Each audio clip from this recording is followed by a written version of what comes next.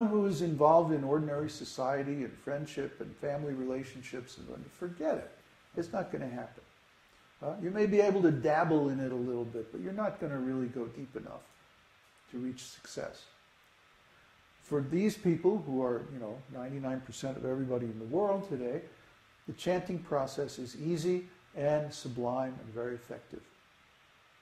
So this chanting process is, of course, our main teaching. Our whole teaching is summed up in the words, Hari Bol. Hari Bol. That's our whole philosophy. Chant the holy name of God. And you find that in every process, this holy name is very, very prominent. In every religion, the holy name is there. For example, the Christians say, we worship Jesus Christ. And that's very nice, because in Sanskrit, the same name, Jesus, is Isha. And the name Christ is Krishna. You see? Like Krishna in Sanskrit, when you go to Farsi language in the Middle East, becomes Krishna.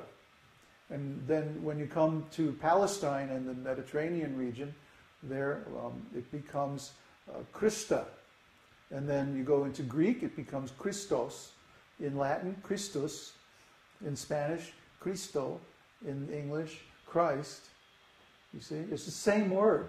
Etymologically speaking, it relates to the same exact roots, and there's no doubt that the same exact meaning is there in the ancient teachings. Similarly, the name Jesus in Sanskrit is Isha. Isha becomes, in the Middle East, becomes Asia.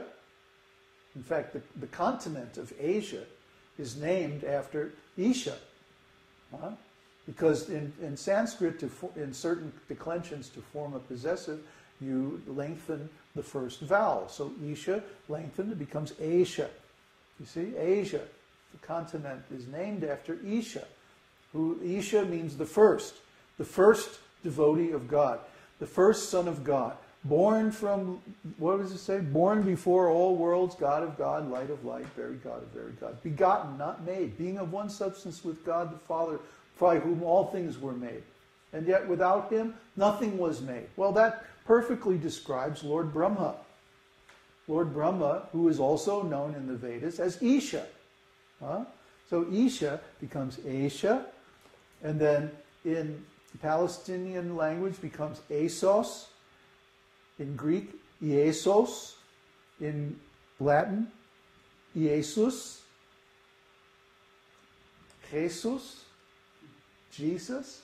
You see? It's the same word. The same word. If you just follow back the etymology of the word to its original language, and then you know exactly what we're talking about. The same understanding is there in the ancient Vedas. But all this was covered up and made a secret in the West because of the materialistic desires of the Roman Church and like that. But the knowledge is still there in the words if you look deeply enough into the derivation of the words. The language will tell you everything you need to know. So, I've been talking for a long time now. What time is it? Okay. So now it's time for questions. I hope everybody went and listened to the assignment and wrote down some good questions.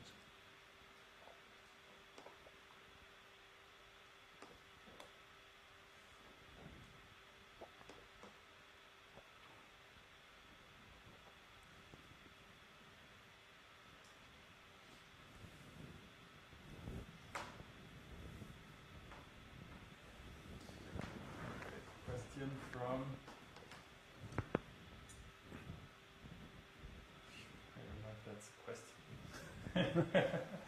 It's one of those questions. I was born on a dark and stormy night.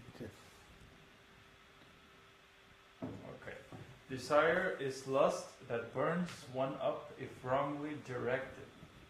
What comes to my mind in this is that my desire should be for Krishna, since this is the only desire which, when fulfilled, quenches one's lust, since the Lord is an eternal soothing water.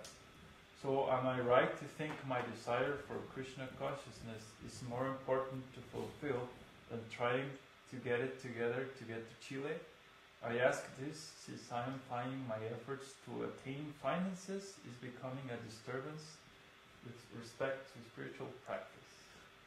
Who is speaking so poetically? Don. Who? Don. Don. Yeah. Well, we haven't talked about your coming to Chile. Generally speaking, we want people to complete the Bhakta course before coming to Chile. We want to get to know you.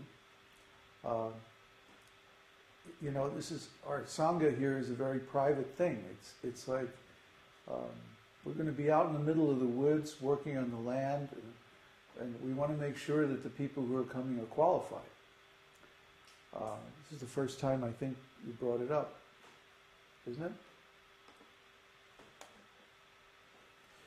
Well, anyway, so what we would encourage you to do is to practice devotional service where you are. Become strong. Like, don't come because you're trying to get away from your problems. That's the wrong motivation. You'll bring your problems along with you. And you'll be just as miserable here as you are where you are now. You have to solve your problems where you are. Where you are now is just as good a place as being here. The point is to apply the philosophy and experience the result. We want to see that you're making spiritual progress. That's the aim here. It doesn't matter whether you're here or you're there. The point is that you're making advancement and you're getting the results of the practices. So yeah, I would say, don't think about coming to Chile. Think about learning this esoteric teaching and applying it in your life and getting the result. That should be the primary goal. And then if it turns out to be, you know, a good thing to come to Chile, we'll all figure that out at some point. It'll become obvious to everybody, hey, this guy should be in Chile. You know?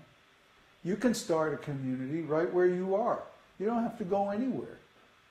If you really feel that, you know, this is the path for you, you can start a little local group. Use our videos to preach to people. You know, have a little meeting. Gather your neighbors and friends, show a video, discuss it, and then have a little prasadam.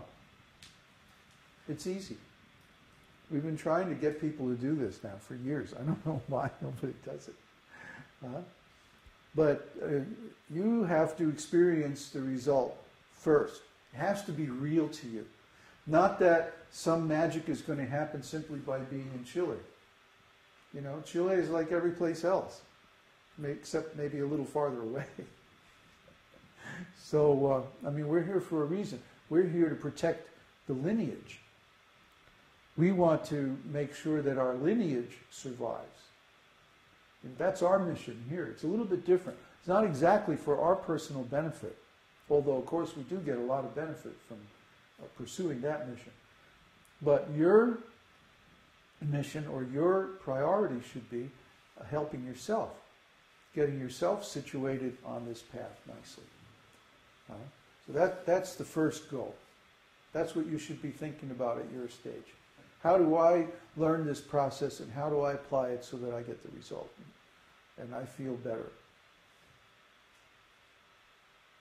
Okay?